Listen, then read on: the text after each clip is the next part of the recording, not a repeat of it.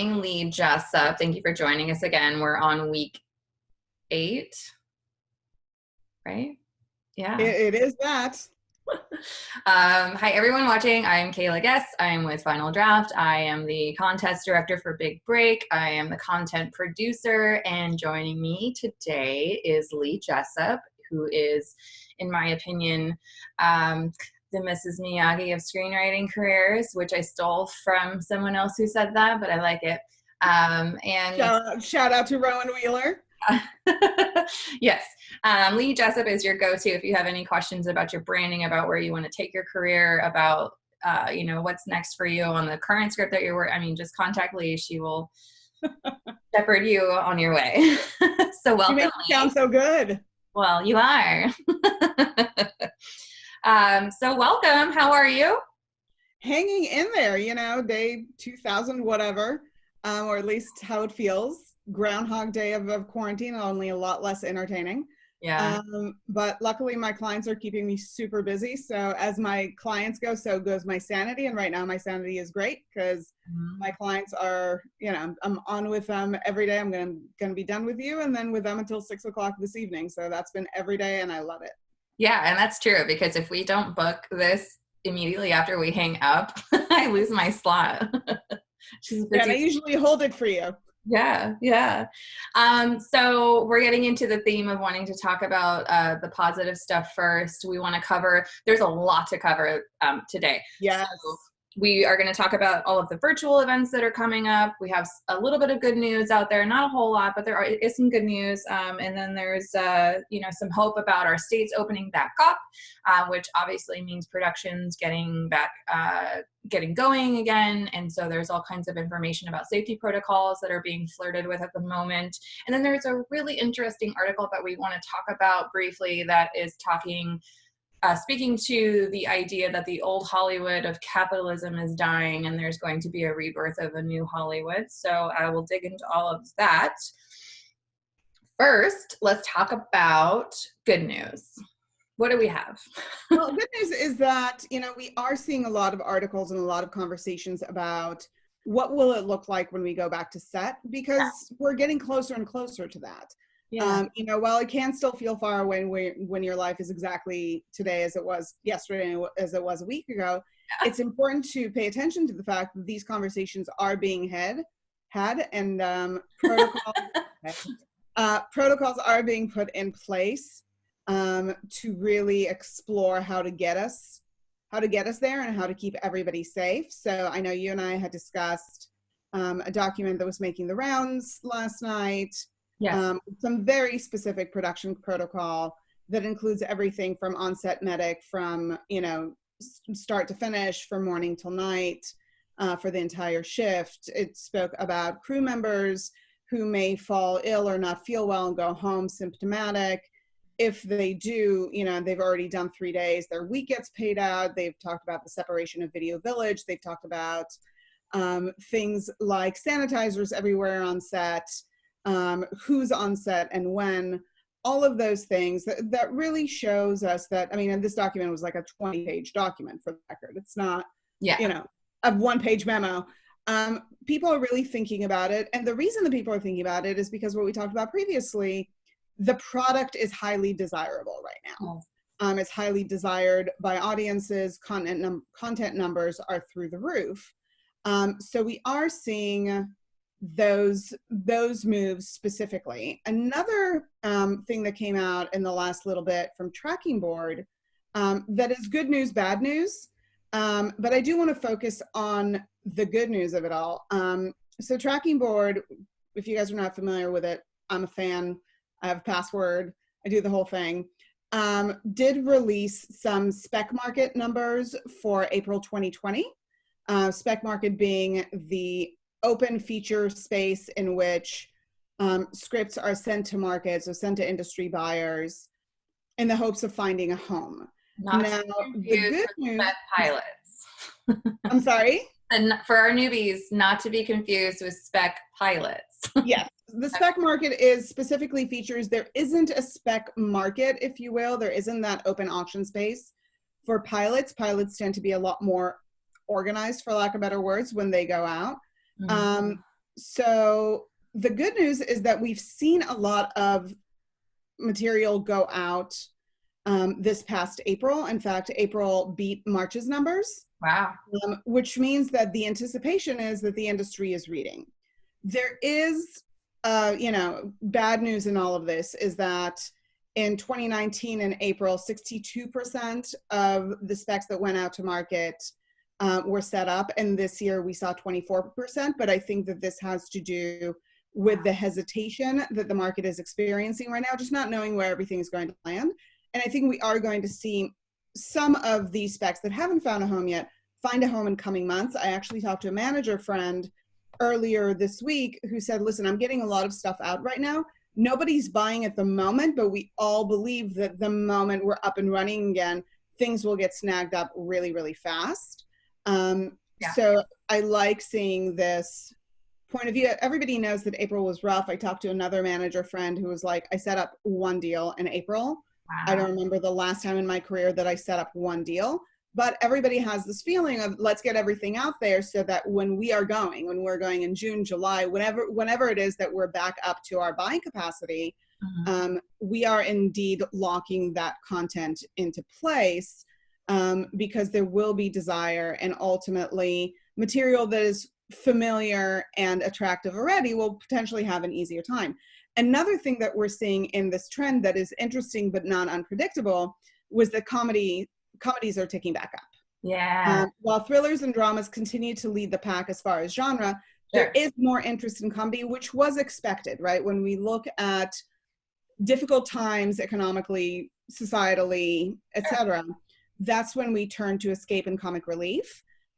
So we are seeing comedies tick back up, which is a nice thing to see, and I think a trend that you'll see continue in the coming months, in the very least, as the future, while we still don't have a vaccine, is still unknown, in the sense of, are we going to be, is there going to be a second wave? Is there going to be a second quarantine come October, come the winter, whatever?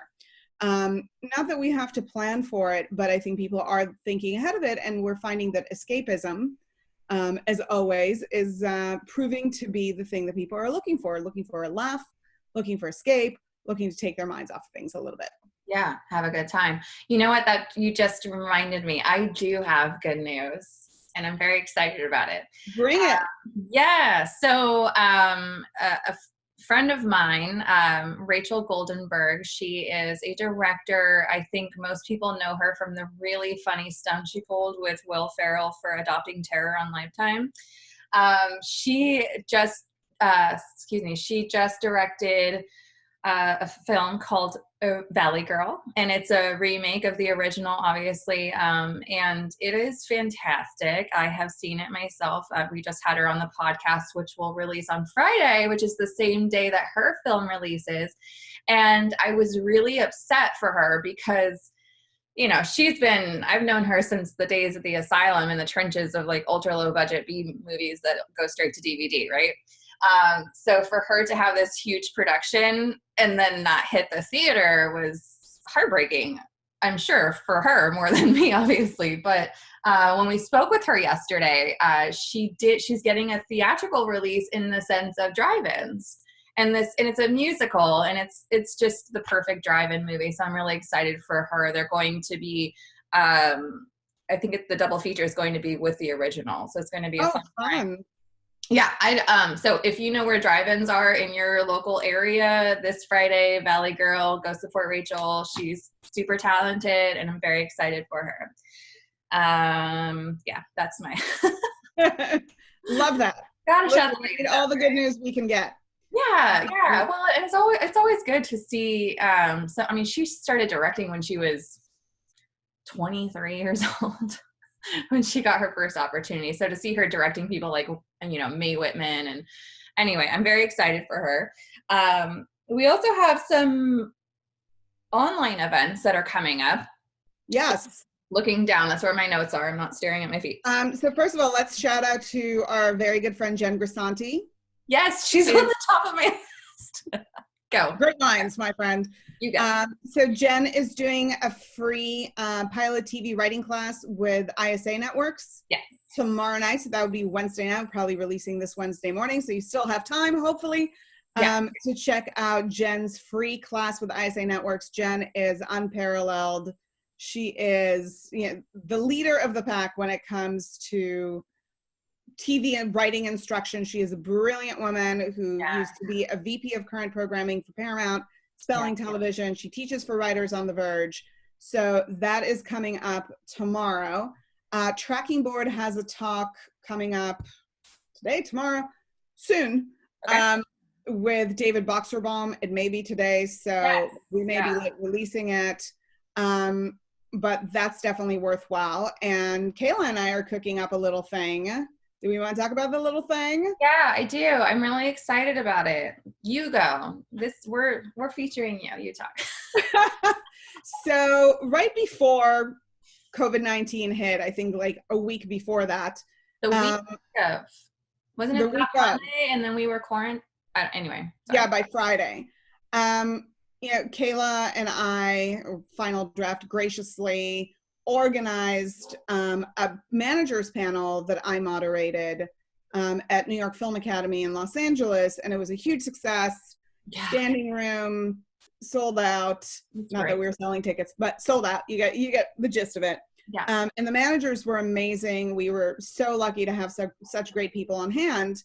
And that night we were already talking to each other and to the facility about what's next, to New York Film Academy, what's next, what are we doing? We had all these big plans, and then they died on the vine. But with everything that's going on, the vine was chopped off.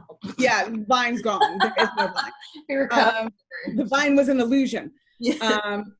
So with all of that in mind, we started talking last week about bringing these manager panels online, which would make them available to a wider audience. We have not set a date yet, but I would imagine it would be in the coming weeks. Yeah. I'm sure Kayla and I will try to nail down the details this week, but super exciting. I always love bringing information to writers, and I think managers who do tend to be the writer's first advocate in the industry have so much to share. You know, they are wheelers and dealers, they're entrepreneurs. You know, they bet their entire careers on the success of the people they believe in, which is so amazing to me. So we're going to try and pull that together for you guys really, really, really soon. So hopefully by next time when we record this, by week 9, we'll have days and dates and all that information to give you guys. Yeah, definitely. And the footage, the reason, so we initially prompted our followers on both of our channels to send in questions that we would have answered for them and what have you. Obviously, you know, New York Film Academy is unable to go into their own building and get, you know, the footage and all that. So we want to basically do a redo. And so we're putting that together. So we probably will prompt for a question and answer. I highly suggest to leave out how do I break into the industry? Because we'll be talking about that all evening. It's the general topic. So come up with more, like, you know, just very specific questions about your specific case. And that way, you know, more people will get more out of it. And I bring that up because almost every manager panel we get 5 people that stand up in line and then ask the same question. And then we get a very agitated manager saying, we've been answering this question for a while. So let's not do that.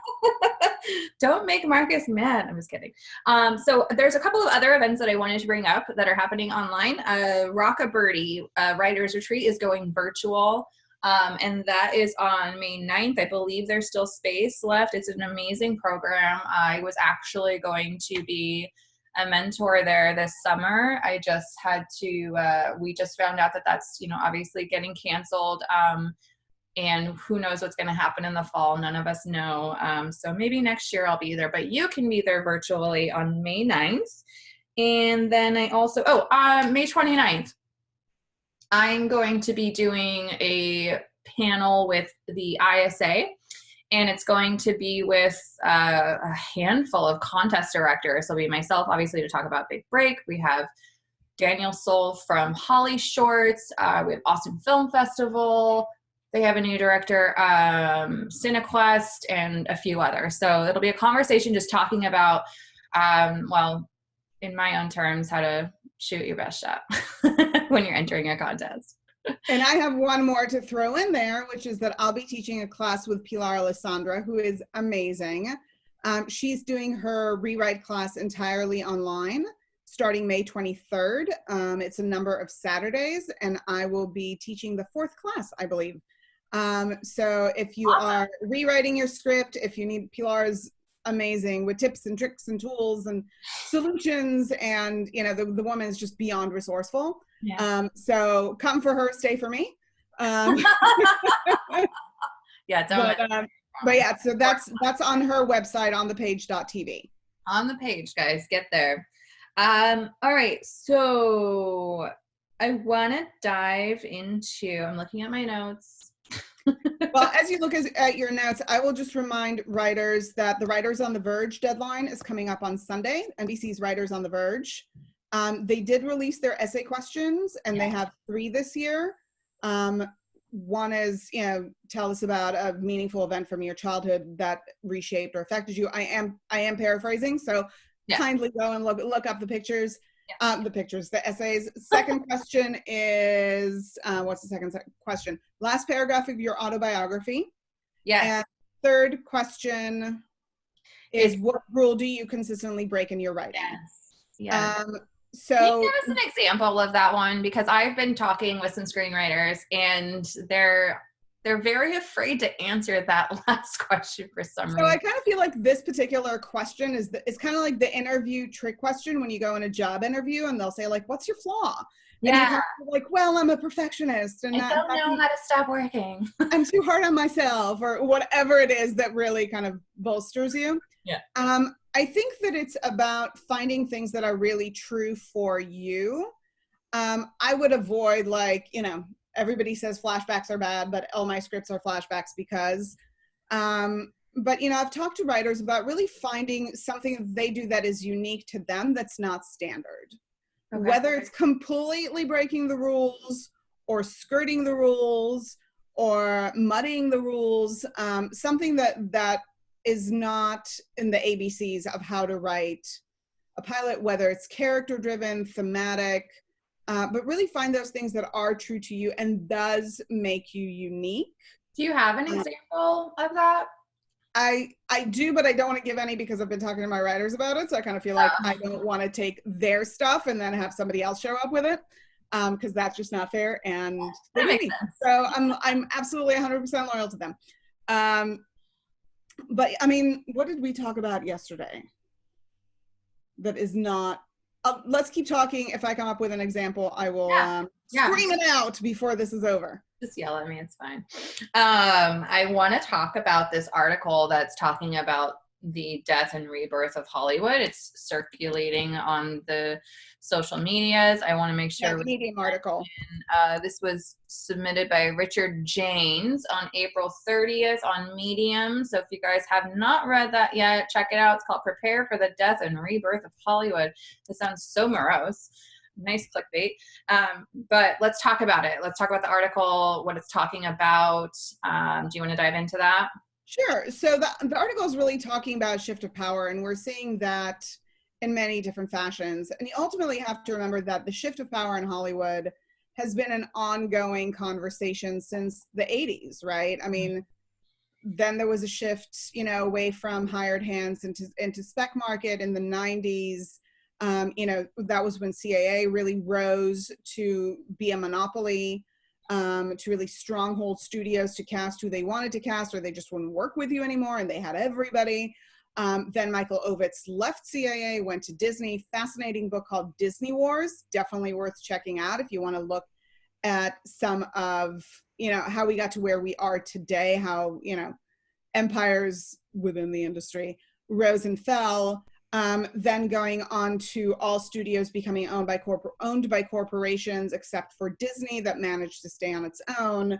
The power shift from CAA to other agencies and the growth of agencies like WME that today, you know, while there was still a ton of business, was holding 75% of television business. UTA stealing a bunch of agents from CAA, and the ridiculous war between WME and CAA that was splashed all over bus station benches all over LA. With ridiculous. Wow. Can't and the other one below me figure out where CAA and WME fit in all of that. Wow. The back and forth, and content creators becoming incredibly frustrated that instead of working for them, agents are busy with that kind of stuff. Yeah. To the recession, the arrival of Netflix, all of that shifting in huge ways, right? Because you have to remember that we are seeing something of a resurgence in the spec market, even though it's not to where the 90s were, because we just don't have the R&D money that we had then. We are seeing a resurgence in smaller movies getting made. The reason is that we have more independent money that's coming into the industry, more investment coming into the industry. Netflix, Amazon powering a lot of these movies. You have to remember that there was a very dark period for filmmakers that didn't want to write blockbusters and weren't able to find a home for indie film, because ultimately studios stopped making Seven and Silence of the Lambs and Forrest Gump and whatnot. They only made tentpoles because they were owned by these big conglomerates that had to have a release strategy and had to have franchising in mind. And it wasn't so much about storytelling or storytellers anymore in the same way. We're starting to see more and more of these smaller movies. I know I've said this before, but I personally love that Parasite won the Academy Award this past year. The best movie in Hollywood comes out of Korea. I think that speaks volume to the kind of movies that we aren't making, should be making. So a lot of what this article speaks to, and it is a long read, it's an 18-minute read, I checked it out, is the shift of power and the reinvention of Hollywood. Because also, if for the foreseeable future, we are not able to fill movie theaters in the same capacity, then it's going to take a lot longer to make the money that we need to make. Add to all of this the AMC Universal war that we saw last week. I don't know if you paid attention to it, but Universal released Trolls World Tour online, and it did really well for them. It did unexpectedly well for them.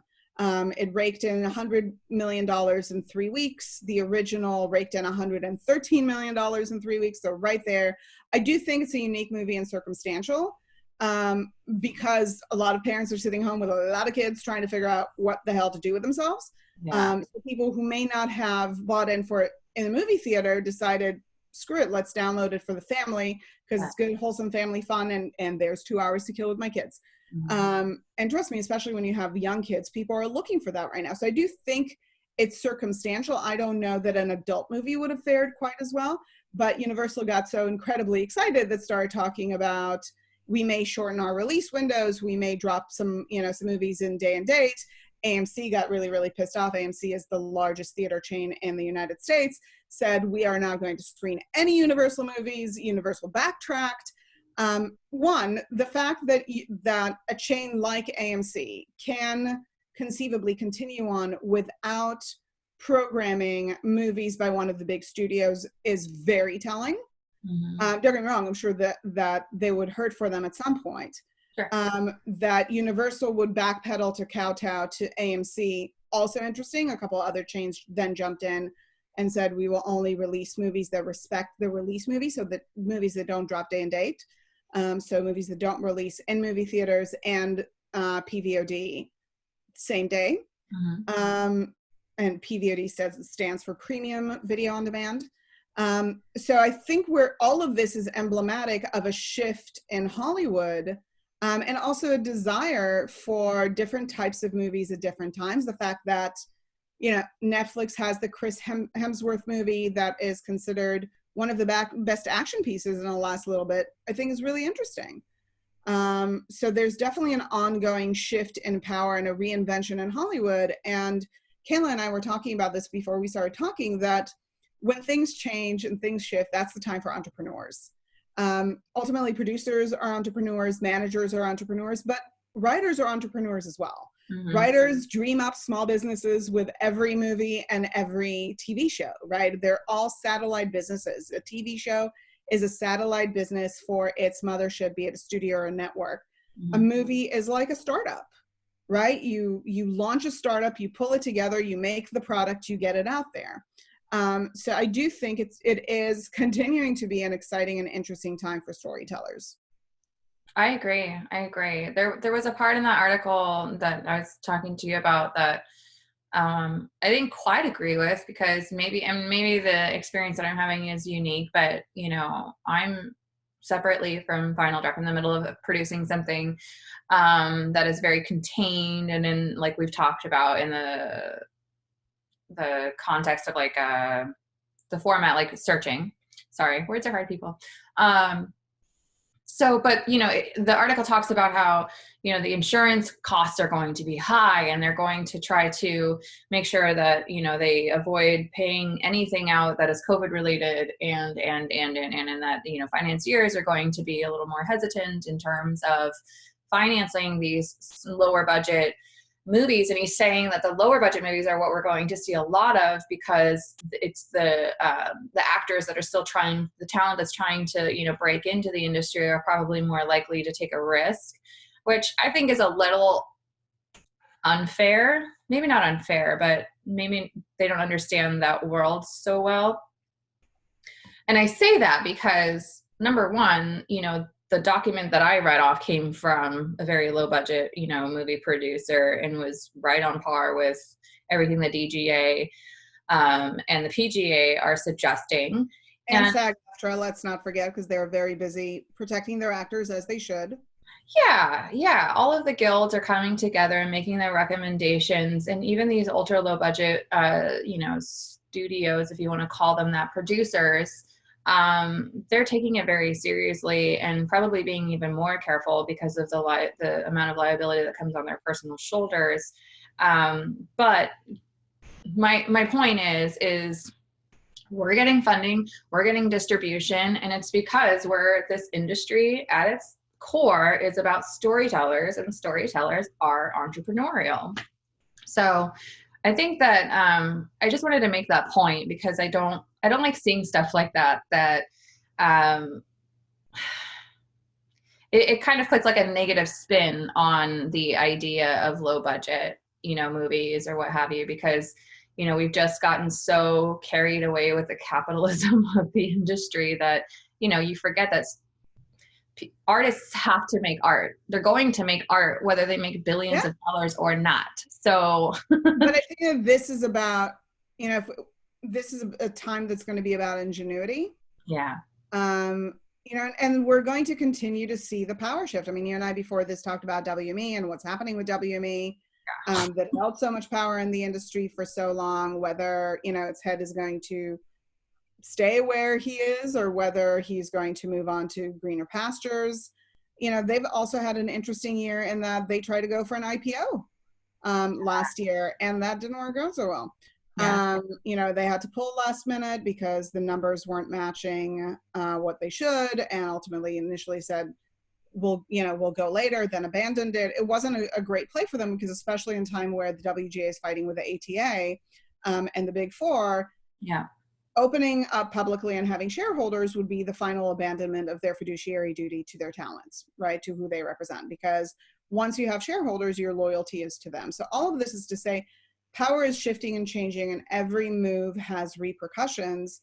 Ultimately, I do think that agents and production companies will continue to protect their talent because they have to, because we live in a judicious country, in a litigious country, and people easily sue.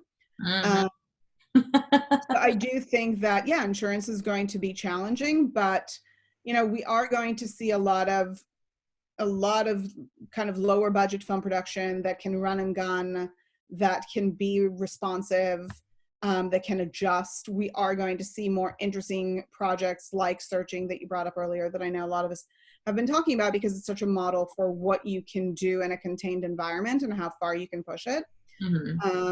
So I do think it's an interesting time. The Medium article is certainly worth checking out. Do you want to include a link in below our blog post? We'll put it below.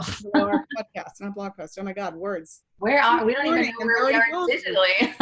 Well, clearly I don't have all the best words, so. That's my job, Lee.